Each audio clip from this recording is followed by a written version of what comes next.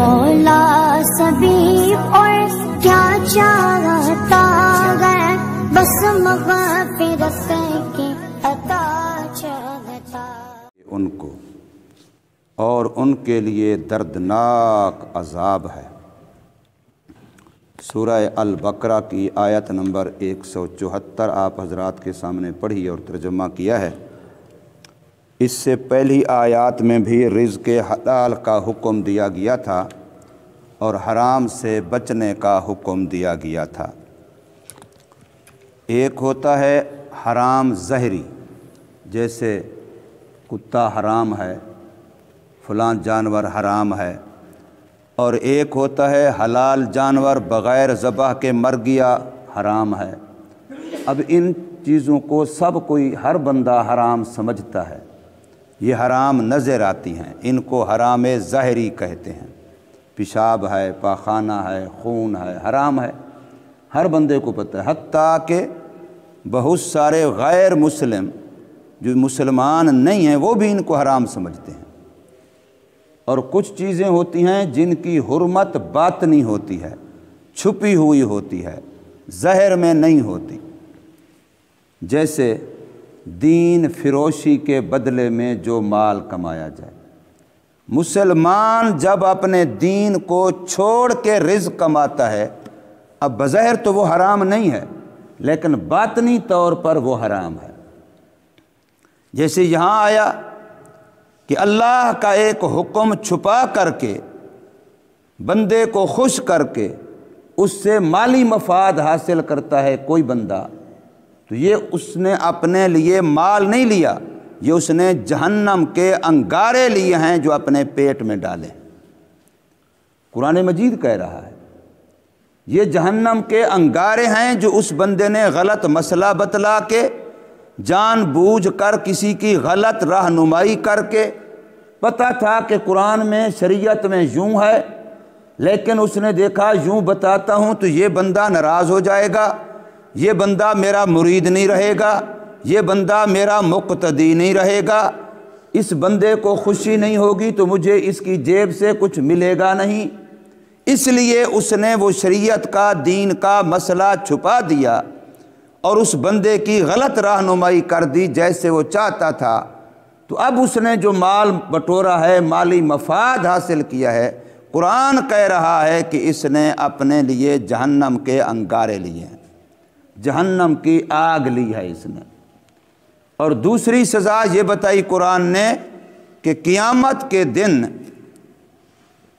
اللہ تبارک و تعالیٰ ایسے بندے سے بات نہیں کرے گا، یعنی محبت کی بات، اپنائیت کی بات، رحمت والی بات ایسے بندے سے قیامت کے دن اللہ تبارک و تعالیٰ نہیں کریں گے۔ نمبر 3 فرمایا اس کی سزا کے طور پر کہ جنت ہے پاک لوگوں کی جگہ، پاک کی جگہ ہے، پاکی کی جگہ ہے، جب تک کوئی پاک نہیں ہوگا جنت کے قابل نہیں ہوگا۔ گناہ جتنے ہیں ان میں سے ہر ایک گناہ جو ہے وہ نحوست بھی ہے، نجاست بھی ہے، ہر گناہ نحوست بھی ہے اور ہر گناہ نجاست بھی ہے۔ تو یہ جو گناہ کی نحوست ہے، گناہ کی نجاست ہے، اس نحوست اور نجاست سے پاکی ہوگی تب جنت کے قابل بنے گا، اور اس سے پاکی اللہ کے بغیر کوئی نہیں کر سکتا۔ میرے ذمہ کوئی گناہ ہے، کسی اور کے ذمہ کوئی گناہ ہے، تو یہ گناہ اس کی نجاست ختم ہو جائے، اس کی نحوست ختم ہو جائے، یہ صرف اور صرف اللہ ہی کر سکتا ہے۔ اللہ کے علاوہ کسی کو یہ اتھارٹی، یہ اختیار حاصل نہیں ہے۔ تو فرماتے ہیں کہ جو بندہ دنیا میں دین فروشی کرے گا، شریعت کے مسئلے میں ڈنڈی مارے گا، شریعت کے مسئلے میں اپنے مفادات کو دیکھے گا، اس لیے لوگوں کو مسئلے کچے پکے بتلائے گا تاکہ میرے پیٹ کا سلسلہ چلتا رہے، میرا جیب کا مسئلہ چلتا رہے، تو یہ بندہ ایسا ہے۔ نمبر 1 یہ جو کچھ کما رہا ہے وہ جہنم کی آگ کے انگارے ہیں۔ نمبر 2 اللہ تعالیٰ اس سے بات نہیں کرے گا قیامت کے دن، نمبر 3 اس کو پاک نہیں کرے گا کہ یہ جنت کے قابل بن سکے، کیونکہ جنت تو پاکوں کی جگہ ہے۔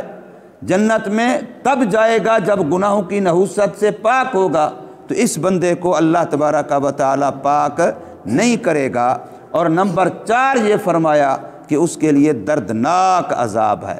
یہ 4 وعیدیں قرآن مجید بتلا رہا ہے اس بندے کے بارے میں جو دنیا کے لیے دین چھوڑتا ہے۔ اب یہ عام لفظ ہے، یہ صرف مولویوں کا مسئلہ نہیں ہے کہ مولوی نے غلط مسئلہ بتلا دیا تو اس نے حرام کمایا، وہ بھی حرام کما رہا ہے، لیکن جو دکاندار دکان پہ کھڑے ہو کے دین کو چھوڑ کے روٹی کما رہا ہے یہ بھی حرام کما رہا ہے۔ کوئی تاجر تجارت کر رہا ہے، دین کو چھوڑ کے کر رہا ہے، کوئی ملازم ملازمت کر رہا ہے، دین کو چھوڑ کے کر رہا ہے، کوئی مزدور مزدوری کر رہا ہے، دین کو چھوڑ کے کر رہا ہے۔ ایک طرف دین کا تقاضا ہے اور ایک طرف جو دنیا کا کام کر رہا ہے اس کا تقاضا ہے۔ اب وہ دین والے تقاضے کو چھوڑ دیتا ہے، دنیا والے تقاضے کو اختیار کرتا ہے، تو پھر اس بندے کی کمائی ہوئی روٹی بھی حرام ہے، اس کی روزی بھی حلال نہیں ہے۔ اس لیے اللہ تبارک و تعالی نے یہاں ارشاد فرمایا کہ ان الذین، پکی بات ہے کہ وہ لوگ یکتمون، جو چھپاتے ہیں، ما انزل اللہ، جو اللہ نے اتارا۔ نماز کا حکم اللہ نے اتارا ہے، سچ کا حکم اللہ نے اتارا ہے، دیانت امانت حلال کا حکم اللہ نے اتارا ہے، دوسرے کے مفاد کا، دوسرے کے فائدے کا، اس کی خیر خواہی کا خیال کرنا، اس کا حکم اللہ نے ہمیں دیا ہے۔ اب ان ساری چیزوں کا لحاظ رکھنا ضروری ہے۔ اگر کوئی بندہ ان کو چھپا دیتا ہے، ان کو چھوڑ دیتا ہے، تو فرمایا ما انزل اللہ من الکتاب، جو اتارا اللہ نے کتاب کو، اس کو جو چھپاتا ہے، وَيَشْتَرُونَ بِهِ ثَمَنًا قَلِيلًا، اور اس چھپانے کے بدلے دنیا کے چند ٹکے کماتا ہے۔ یاد رکھیے، دنیا کا کروڑ بھی ہو، دنیا کا ارب اور خرب بھی ہو، ایک سبحان اللہ کا مقابلہ نہیں کر سکتا، ایک بسم اللہ الرحمن الرحیم کا مقابلہ نہیں کر سکتا۔ حضرت سلیمان علیہ السلام کا تخت بمائے لو لشکر کے فضا میں تھا۔ ایک کسان جو اپنے کھیت میں کام کر رہا تھا، اس نے تخت کو دیکھا کہ اتنا بڑا تخت ہے، بغیر انجن کے، بغیر ایندھن کے، بغیر ڈرائیور کے، اتنا بڑا تخت ہوا کے اندر چل رہا ہے، اڑ رہا ہے، اور اس کے اوپر کتنا کچھ لو لشکر بھی ہے، ان کا کھانا پینا بھی ہے، جانور بھی ہیں۔ تو اس نے نیچے سے دیکھ کے کہا سبحان اللہ، اتنا کہا اپنے کھیت میں کام کرتے ہوئے، سبحان اللہ، اللہ تیری شان، تیری ذات بڑی پاک ہے کمزوریوں سے، کہ اتنا بڑا تیرا نظام۔ تو اللہ نے سلیمان علیہ السلام کو وحی کی کہ یہاں تخت کو اتارو اور اس کسان سے، اس بندے سے پوچھو کہ تو نے ابھی کیا کہا ہے۔ تخت اترتا ہے اور اس بندے کے پاس سلیمان علیہ السلام جاتے ہیں، پھر اس سے پوچھتے ہیں کہ مجھے اللہ نے بھیجا ہے، تو بتا تو نے ابھی کیا بولا ہے۔ تو اس نے کہا میں نے تو تخت کو تیری شان و شوکت کو دیکھ کر کے اتنا کہا ہے سبحان اللہ۔ تو سلیمان علیہ السلام نے فرمایا اللہ فرما رہے ہیں، اللہ فرما رہے ہیں، اس بندے کو کہہ دے کہ سلیمان اور سلیمان کا تخت اور سلیمان کے ساری حکومت، جو پوری دنیا کا حکمران تھا حضرت سلیمان علیہ السلام، کوئی دنیا کا، جہاں تک زمین جا رہی ہے، جہاں تک پانی جا رہا ہے، جس کو آپ دنیا کہتے ہیں، بیک وقت پوری دنیا کا بادشاہ تھا حضرت سلیمان علیہ السلام۔ فرمایا کہ اس ایک سبحان اللہ کی جو شان ہے، حضرت سلیمان علیہ السلام، اس کا لاؤ لشکر اور اس کی پوری حکومت اس کے مقابلے میں کچھ نہیں ہے۔ ایک سبحان اللہ اس سے بڑھ کے ہے۔ اس لیے میں کہا کرتا ہوں کہ قیامت کے دن ایک بسم اللہ سے ہزاروں آدمی بخشے جا سکتے ہیں، لیکن پرائمری سے لے کر کے، پہلی کلاس سے لے کر کے اس سے بھی نیچے آج کل انہیں پیسے کمانے کے لیے کلاسیں بنا لی ہیں، یہ پریپ ہے، یہ فلاں ہے، پہلی سے بھی پہلے بچوں سے بستے اٹھوانے شروع کر دیے ہیں، اور ڈبل ایم اے تک پورا کورس سارے کا سارا बाबे की कब्र के सराहने पे पढ़ दे बेटा तो एक नेकी भी नहीं मिलेगी। मैट्रिक का कोर्स भी पढ़ ले, FA का भी पढ़ दे, BA का भी पढ़ दे, MA का भी पढ़ दे, डबल MA का भी पढ़ दे, MPhil का पढ़ दे, जितना उनका कोर्स बना हुआ है कब्र पे बैठ के भी पढ़ दे, न एक नेकी पढ़ने वाले को मिलेगी, न एक नेकी कब्र वाले को मिलेगी। लेकिन जो दीन ये मासूम बच्चे आके मस्जिद में सीखते हैं, एक बिस्मिल्लाह भी अगर कबूल हो गई तो इसी से पूरा ख़ानदान बख्शा जाएगा। मशहूर वाक़या है, हदीस है कि बच्चा मस्जिद में पढ़ने के लिए आया, उसने पहली मर्तबा बिस्मिल्लाहिर्रहमानिर्रहीम पढ़ी। यतीम बच्चा था, उसका वालिद पहले फौत हो गया था, तो अल्लाह ने फरिश्तों को हुक्म दिया कि फ़लाँ बंदे को जो कब्र का अज़ाब हो रहा है उसके गुनाहों की वजह से आज से वो अज़ाब ख़त्म कर दिया जाए और उसकी कब्र पर रहमत कर दी जाए। फरिश्ते पूछते हैं बारी ताला वो तो मर गया, गुनाहों की गठड़ियाँ उसके साथ हैं, कौन सी उसने तौबा कर ली, कोई नेकियां कर ली, इतना बड़ा हुक्म में तब्दीली कि पहले उसकी कब्र में अजाब हो रहा है, अब उसकी कब्र पे रहमत कर दी जाए, तो वजह क्या है? फरमाया आज उसका बच्चे ने बिस्मिल्लाहिर्रहमानिर्रहीम पढ़ी है, उसने मुझे रहमान कहा है, उसने मुझे रहीम कहा है, मुझे शर्म आती है, लिहाज आती है कि जो मासूम बच्चा अपनी तोतली ज़ुबान से मुझे रहमान और रहीम कहे और मैं उसके वालिद को अजाब दूं तो मुझे इससे लिहाज आता है। तो एक बिस्मिल्लाह से बख्शिश हो सकती है। इसलिए मेरे भाइयों, अल्लाह तबारक व तआला फरमा रहे हैं कि जो कुछ किताब में है इसको जो बंदा छुपाता है वयश्तरून बिही समनन कलीला, और इसके बदले में दुनिया के चंद टक्के लेता है, दुनिया के कुछ मफादात लेता है, तो इसके नुकसानात में से नंबर 1 उलाइका, यही लोग हैं मा याकुलूना फी बुतूनहिम इल्लन नारा, नहीं खाते वो अपने पेटों में मगर जहन्नम की आग।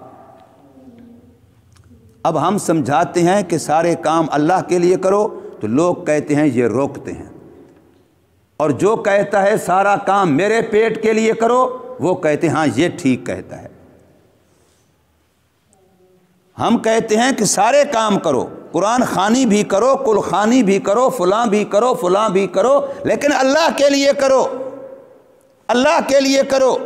एक तरफ मैयत हुई पड़ी है, अहले मैयत रो रहे हैं और मौलवी सोच रहा है कि मेरे लिए तो समझो कि एक सीज़न आ गया है, अल्लाह करेगा इसके अफसोस ख़त्म होने से पहले महल्ले में कोई और मर जाएगा, मेरी रोटी और चल जाएगी।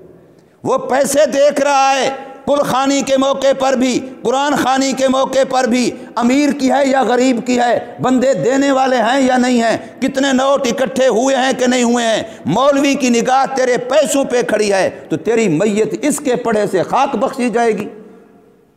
जिसकी निगाह ही तेरे पैसों पे खड़ी है, तेरी जेब पे खड़ी है, क्या इसके पढ़ने से भी तू उम्मीद लगाए बैठा है कि तेरी मैयत की बख्शिश हो जाएगी? तो तेरे जैसा पागल कोई नहीं है। जब वो कर ही दुनिया के लिए रहा है तो फिर मेरे रब की ज़ात बड़ी गैरत वाली ज़ात है। दुनिया के टक्कों को तो अल्लाह फरमाते हैं ये कुत्ते की तरह मुर्दार है, और इसके चाहने वाले कुत्ते हो सकते हैं, दीनदार नहीं हो सकते। इसलिए फरमाया पहला नुकसान ये है कि जो बंदा दीन की बात को दुनिया के मफादात के लिए छुपाता है, नंबर 1 जो भी मफाद हासिल करेगा मा याकुलून फी बुतूनिहिम, नहीं खाते वो अपने पेटों में इल्लन नार, मगर जहन्नम की आग। नंबर 2 नुकसान ये होगा वला युकल्लिमुहुमुल्लाहु यौमल क़ियामा, क़ियामत के दिन अल्लाह ऐसे लोगों से बात ही नहीं करेगा। नंबर 3 नुकसान ये होगा वला युज़क्कीहिम, अल्लाह पाक ऐसे लोगों को गुनाहों की नहुसत और निजासत से पाक करके जन्नत के काबिल नहीं बनाएगा। और नंबर 4 ये है वलहुम अज़ाबुन अलीम, इनके लिए दर्दनाक अज़ाब है। 4 वईदें हैं अल्लाह की तरफ से। इसलिए मेरे भाइयों, दूध खालिस चाहिए खुदा के लिए, फिर दीन भी खालिस तलाश करो, दीन भी खालिस सीखो जिसमें दुनिया का मफाद की मिलावट न हो। अल्लाह तबारक व तआला हमें समझ नसीब फरमाए, अमल की तौफीक दे। कल